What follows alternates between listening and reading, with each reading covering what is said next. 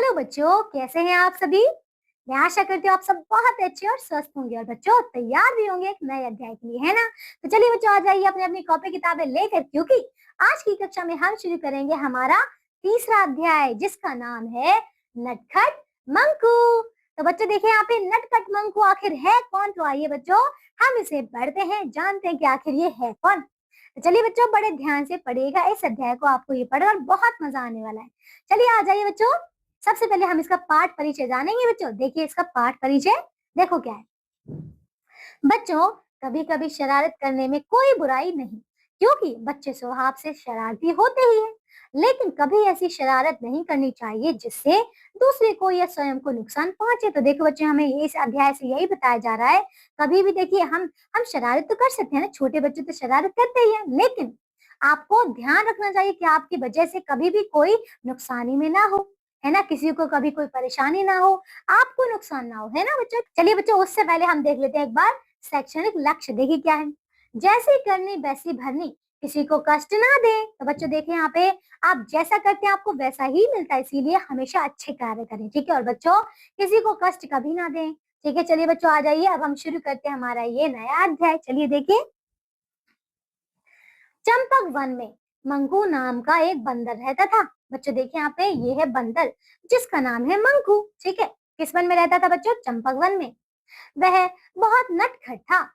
Champak one के सभी पशु पक्षी उसकी शरारतों से बहुत परेशान रहते थे। तो बच्चों देखिए, बंदर तो होते ही शरारती है ना, उछल कूद करते रहते हैं, है ना, नकल करते रहते। तो देखिए बच्चों यहाँ पे ये बहुत ज्यादा शरारती था, और इसकी शरारतों से जंगल देखिए चंपक वन के सभी पशु पक्षी इससे परेशान थे। आप देखिए, उसके माता पिता दिन रात उसे शरारत करने से मना करते थे, पर मंकू की समझ में कुछ नहीं आता था। वह हर समय ऊधम मचाता था, ठीक बच्चों। ऊधम यानी कि वो हमेशा शरारत करता रहता था, ठीक है। नित नई शैतानियां करता, यानी कि हर रोज नई शैतानियां करता था। कभी पेड़ों पर चढ़ता और उसकी टहनियां तोड़ डालता, पत्ते नोच लेता, फलों को तोड़कर उनका कचूमर बनाता, यानी कि कचूमर क्या है, यानी कि उन्हें बिल्कुल पिसल देता, ठीक है। इस तरह उसका बिल्कुल चूरा चूरा बना देता है, ठीक है। अब देखिए, फूलों की पंखुड़ियां बिखेर देता, बिखेर यानी कि उसको तोड़ तोड़ कर अलग अलग कर देता था। छोटे पशुओं को अपने पंजों से मारता, पक्षियों के पंख खींचकर भाग जाता। तो देखिए बच्चों, इस प्रकार की शरारतें करता था ये मंकू बंदर, ठीक है। इसीलिए सभी जानवर जो थे इससे परेशान थे, है ना, पक्षी भी परेशान थे। अब देखिए इसके आगे फिर क्या हुआ बच्चों, उसे कैसे सबक मिला, चलिए देखिए।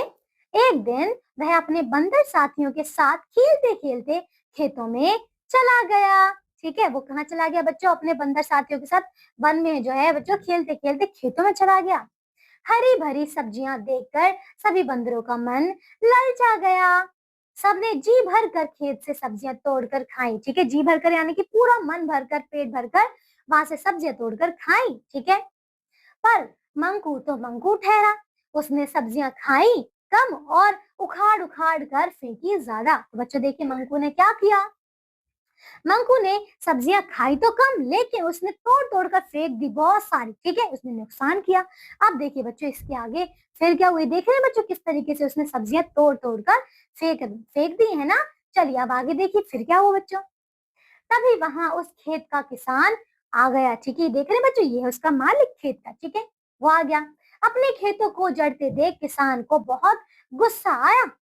उसने सभी बंदरों पर ताबड़तोड़ डंडे बरसा दिए। ताबड़तोड़ यानी कि बहुत मारा उनको, ठीक है, डंडों से बहुत मारा। डंडे खाकर सभी बंदर भाग खड़े हुए। उनमें से बहुत से बंदरों को चोटें भी आई, जिसके कारण सभी मंकू से नाराज हो गए, है ना, क्योंकि मंकू ही तो लेके गया था, है ना, क्योंकि मंकू ने ही तो हरकत की थी, सारी सब्जियां खाई तो कम, तोड़कर ज्यादा गिरा दी। इसीलिए अब देखिए, जब किसान ने सबको डंडे मारे तो उन्हें चोट लगी, और सभी जो उसके साथी थे मंकू से नाराज हो गए, है ना। देखो, लेकिन इन बातों का मंकू पर कोई असर नहीं हुआ, क्योंकि मंकू तो बहुत ज्यादा शैतानी करता था, उसे तो फर्क ही नहीं पड़ता था। अब देखिए बच्चों इसके आगे फिर क्या हुआ, आइए देखें। एक दिन सभी बंदर बगीचे में खेल रहे थे। वहां एक पेड़ पर मधुमक्खियों का छत्ता था, ठीक है। क्या था बच्चों? मधुमक्खियों का छत्ता। मंकू ने अपनी आदत के अनुसार छत्ते पर एक पत्थर फेंका, पत्थर लगने से रानी मधुमक्खी घायल हो गई। तो बच्चों देखिए यहाँ पे, ये देखो क्या हुआ, ये देखिए जो मंकू था ना, मंकू ने इस पर एक पत्थर मारा था फेंक के, ठीक है, और फिर क्या हुआ बच्चों, उसकी जो वहां पे रानी थी ना बच्चों, मधुमक्खी की रानी, वो घायल हो गई उस पत्थर से। अब देखिए उसके आगे, यह देखकर अन्य सारे बंदर भाग खड़े हुए, बस मंकू वहां रह गया, ठीक है, सारे बंदर तो भाग गए, बस मंकू वहां पे रह गया था। ये देखिए मंकू है। अब देखिए, रानी मधुमक्खी की चोट देखकर सारी मधुमक्खियों को बहुत गुस्सा आया और वे सभी मंकू पर टूट पड़ी, यानी कि बस देखिए सारी मधुमक्खियों को देखो कितना गुस्सा आ रहा है ना, और क्या हुआ, बस वो देखिए बच्चों इसके ऊपर टूट पड़ी, है ना। अब देखिए आगे, मंकू खूब चीखा चिल्लाया, पर मधुमक्खियों ने उसकी एक नहीं सुनी और काट काट कर उसका बुरा हाल कर दिया। तो बच्चों देखिए यहाँ पे सारी मधुमक्खियां अब इसके पीछे पड़ गई हैं ना, और उसका काट काट कर बहुत बुरा हाल कर दिया है ना। आखिर मंकू ने किया भी तो गलत था, है ना बच्चों। चलिए अब देखिए इसके आगे बच्चों फिर क्या होने वाला है। इस घटना के बाद मंकू को सबक मिल चुका था, उसे ये बात समझ में आ गई थी कि उसकी शैतानियों का उसे कितना बुरा परिणाम भुगतना पड़ सकता है। ठीक है बच्चों, तो आपको समझ आया, देखिए उसको जो है ना अब समझ में आ गया कि उसकी जो भी शैतानी है उसको कितना बुरा परिणाम जो है उसका कितना जो बच्चों परिणाम है उसे भुगतना पड़ेगा, है ना। देखिए उसने भविष्य में फिर कभी शरारत ना करने की कसम खा ली। तो बच्चे देखिए यहाँ पे मंकू को अब समझ आ गया था जब उसको इतनी सारी मधुमक्खियों ने काट लिया, है ना बच्चों। देखिए हमारा ये अध्याय पूरा हो चुका है, ठीक है बच्चों। आइए अब हम करते हैं इसकी शब्दावली। चलिए देखिए यहाँ देखिए बच्चों, ये इसकी शब्दावली, ये देखिए सबसे पहले यहाँ पे शब्दावली यानी कि वोकैबुलरी, ऊधम यानी कि शरारत यानी कि नॉटीनेस, कचूमर कुचलना, ठीक है, दशा बिगाड़ देना, ठीक है, क्रैपिटेट, ठीक है, बिखेरना यानी कि फैला देना, टू स्प्रेड, जी भर यानी कि मन भर, ठीक है, टू हार्ट्स कंटेंट्स, ठीक है बच्चों। देखिए आइए अगला करते हैं, इसमें अगला क्या है, ये वाला देखिए नीचे है ये वाला, ताबड़तोड़ यानी कि एक के बाद एक, ठीक है, यानी कि कॉन्टिन्यूअसली, परिणाम यानी कि नतीजा, रिजल्ट। तो बच्चों देखिए ये था हमारा अध्याय। आइए बच्चों अब हम यह भी जाने पढ़ते हैं क्योंकि इसमें बहुत ही ज्यादा महत्वपूर्ण बातें हैं, चलिए इन्हें पढ़ लेते हैं। देखिए बच्चों, वर्तमान समय में विश्व में बंदरों की लगभग 264 प्रजातियां हैं, इनमें सबसे ज्यादा प्रजातियां ब्राजील में पाई जाती हैं, ठीक है बच्चों, इसको याद रखिएगा कि सबसे ज्यादा प्रजातियां जो है वो ब्राजील में पाई जाती हैं, ठीक है। देखो अगला देखिए बच्चों, इसमें अगला क्या है, दुनिया का सबसे बड़ा बंदर क्या है बच्चों, मैंड्रिल है, जिसका वजन 35 किलोग्राम और लंबाई 3.3 फीट है। तो बच्चों देखो आपको समझ आ, देखिए हमारा जो देखिए दुनिया का सबसे बड़ा बंदर है उसका देखिए उसे क्या कहते हैं, मैंड्रिल, और उसका वजन 35 किलोग्राम है और उसकी लंबाई 3.3 फीट है।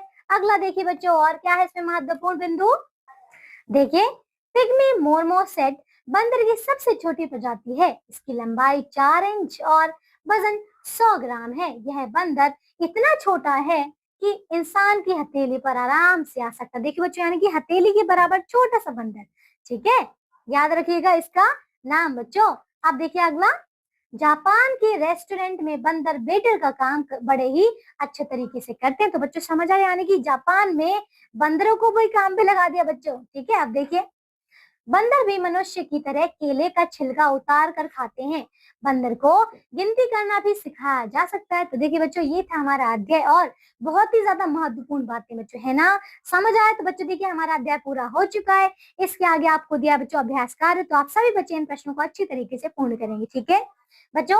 मैं आशा करती हूँ कि आप सभी ने इस अध्याय को पढ़कर बहुत अच्छा कुछ जाना होगा कि कभी भी किसी को तंग नहीं करना चाहिए, कभी भी कोई बुरा कार्य नहीं करना चाहिए, क्योंकि बुरे कार्य का परिणाम हमेशा बुरा ही होता है, ठीक है। अब देखिए बच्चों ये बहुत ही ज्यादा महत्वपूर्ण बातें हैं, ठीक है। तो चलिए बच्चों अब आज की कक्षा के लिए सिर्फ और सिर्फ इतना ही, अब हम मिलेंगे एक नई कक्षा में इसके नए अध्याय के साथ, तब तक के लिए आप सब अपना ध्यान रखिए और स्वस्थ रहिए, बाय बच्चों।